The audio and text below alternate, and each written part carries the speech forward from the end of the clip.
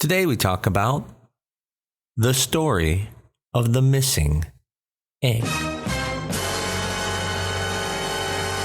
I'm Dr. Mark Amols, and this is Taco Bout Fertility Tuesday.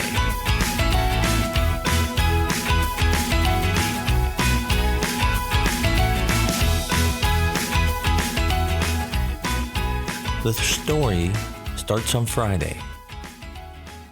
She sees her doctor, and they do an antral follicle count because she's getting ready to start her IVF cycle. And this was done in Washington State.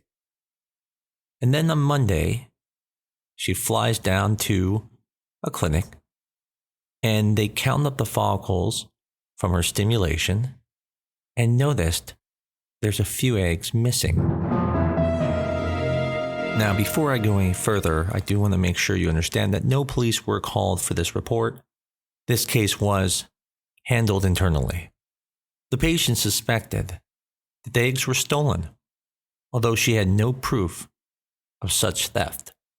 The first doctor who did the ultrasound blamed the second doctor, stating that the follicles were there when he counted them. And as you can imagine, the last doctor who did the ultrasound blamed the first doctor for being wrong on their follicle count. The question is, who is the thief? Well, I'm sure you can imagine that no one's the thief. Matter of fact, in some ways, they're kind of all correct. And so today I want to go over what happens to these follicles month to month, an ultrasound done 4 days before, and where did they go? So there are a couple concepts to understand. First, there are what are called antral follicles. Antral follicles are follicles that are small before they start stimulating, but are usually around 5 millimeters in size. Sometimes they can be a little bit smaller, but in general, in that 5 millimeter range, it can be up to about 8 millimeters. Preantral follicles are follicles that are very small. Sometimes they're 2 millimeters or maybe 3. And what's important to understand is that these preantral follicles usually don't grow. And a lot of times they'll just kind of disappear, whereas antral follicles will grow. And so it's not uncommon for some doctors or some ultrasonographers to measure all of the follicles, whether they are preantral or if they are antral follicles. And for that reason, they can overcount the number of follicles you have. I tend to not count anything less than 5 millimeters as a follicle because I know most of the time it won't respond to the medication and will give the patient a false sense of confidence that things will be better. The second part to understand is that there is differences, both intra-observer and inter-observer differences for ultrasound. Now, what I mean by that is even the same person who does the same ultrasound over and over and over again, the same patient, will have some differences in their counting when they review that person. Now, it's going to be very mild because usually the same person doing it has a technique, has a measurement that they consider antral follicles, but the point is that it's still not perfect. Now, clearly, they'd be a very bad doctor if it's the same patient over and over and not remembering what they did.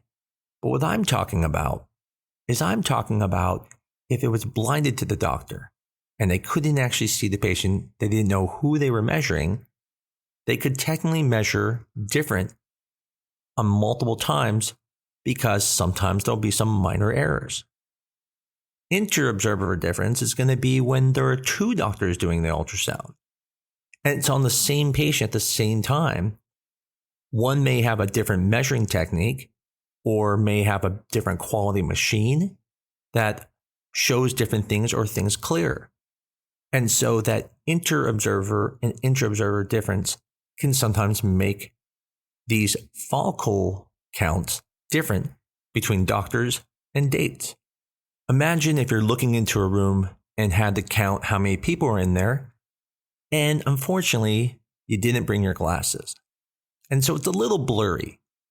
And so you can pretty much figure out how many people are there, but you might have counted an extra one or two because you might have thought that was a person, but really it was a chair. Vice versa, you might have missed some. In addition, if you put your glasses on, you're able to see better. And now the count may be a little more exact unless someone's hiding and then you don't count them. This would be the difference between an ultrasound machine that has better quality than another ultrasound machine.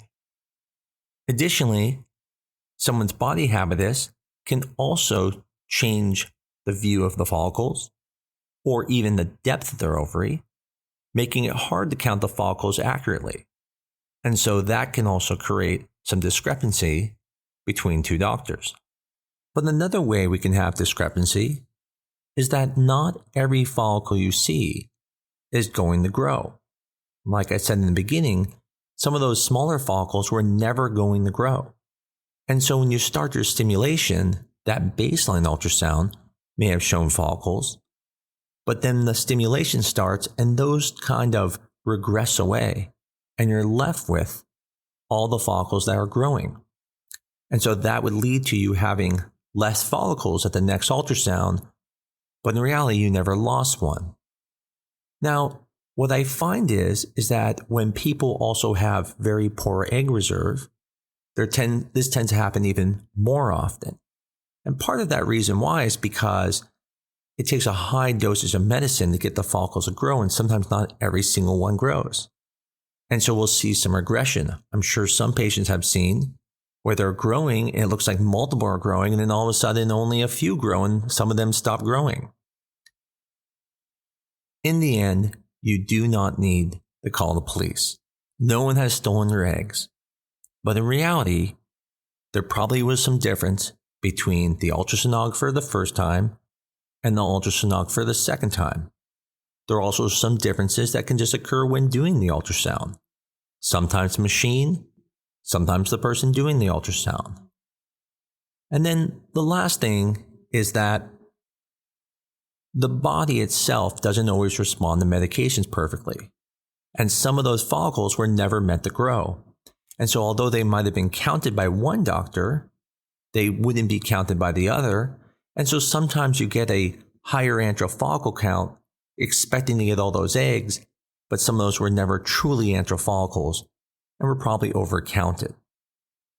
So where does the harm come? I mean, does anyone actually get hurt by having a large antral follicle count? No, but it is disappointing that when you go into a stimulation and someone tells you you have 16 follicles, you expect you're going to grow 16 follicles. And sometimes it can be quite drastic. So I've had patients from other states that will be told they have 16 follicles, and then they get to my clinic and only 8 are growing, and I don't even see the other follicles. Now, again, I don't blame the other doctor. I just explain to them these things we talked about. But it's quite disappointing, and it can be somewhat devastating because instead of seeing it as a discrepancy, sometimes it feels like it's you. You think, well, wow, if I've already lost half of them, then there's no way I'm going to make it to the end. And I think the important part here to understand is that it more likely was a discrepancy than being something wrong with you. And that there's no prognostic value to that discrepancy for your outcome. Meaning, if that does happen, don't think of it as, oh my God, means that things are bad. But instead that, okay, there might have been some differences. The last part I want to touch on is, why does the antral follicle count change every month? And the answer is because we're not machines. You'll see this all the time. You'll go into the doctor's office and they'll do an antral follicle count. It'll be around 12. And you think, well, that's lower than usual. Usually it's 16. And then the next time you come in, it's 14. Maybe the next time 18. The point is the antral follicle count can change. Now, what it never does is it never drops significantly, meaning if you start at 16, the next time you come in, it won't be 4. That really never happens. However, the same thing really doesn't happen is that if you make 4 or 5, you probably aren't going to come in and have 16. So antral follicles do help predict in general how many eggs you're going to get. But one thing to prepare you for is sometimes even when that antral follicle count looks great, the next month when you get ready for IVF, it's lower. And people feel frustrated because they feel like, wow, I had so many more last month. Now I don't have as many. And it's not the birth control that caused that. It's that the body themselves is different. Once in a while, and this has happened to me with several patients, is they do their first cycle and that's their best day ever. All of a sudden they make 16 eggs and they're just happy as can be because their follicle count before has been lower. And then they do another IVF cycle and they make less. And they think, well, what's wrong? What did we do wrong? And I explained to them, well, no, the first time was your best day ever. This is probably the normal. And so when you want to figure out the accuracy of an antral follicle count, the more times you do it, the better idea you're going to have on what your antral follicle count is. It doesn't mean you need to do multiple follicle counts, but once you understand that someone who's had 1 or 2 probably isn't going to have as good of an idea of their average follicle count as someone who's maybe had 4 to 6 ultrasounds, doing things like artificial inseminations and having multiple baselines, they're going to have a better idea of what their antral follicle count is. In the end, the purpose of this talk was to explain why there are discrepancies in the follicle count and make sure you understand that it's not ominous towards your chances on that IVF cycle. I appreciate how it's disappointing, and it is. But in the end, as I always say to people, quantity makes you feel good, but quality is what gets you pregnant. I've seen people make lots of eggs and come away with nothing. I've seen people with just a few eggs and come away with multiple embryos. In the end, all of these tools are to help us pick the right protocol and then see how your body responds. You can't change you. You can only do you. And so like I tell everyone, I'm like a coach. My job is to get the best out of you, not make you the best, because that may not be in your ability. I know it's been a little while since I've done the podcast. Unfortunately, I did get COVID last year and it still to this day has some lingering symptoms. So it's been a little bit of time since I've been able to start these again, but I will be doing them. And I always appreciate everyone who listens to them. I greatly appreciate all the reviews people have done. It's very helpful. And as always, if anyone has any topics they would like me to do, you can send an email to TBFT, which is acronym for Taco Bout Fertility Tuesday, at newdirectionfertility.com. I'd be more than happy to do one of those topics. Until next week, this is Taco Bout Fertility Tuesday.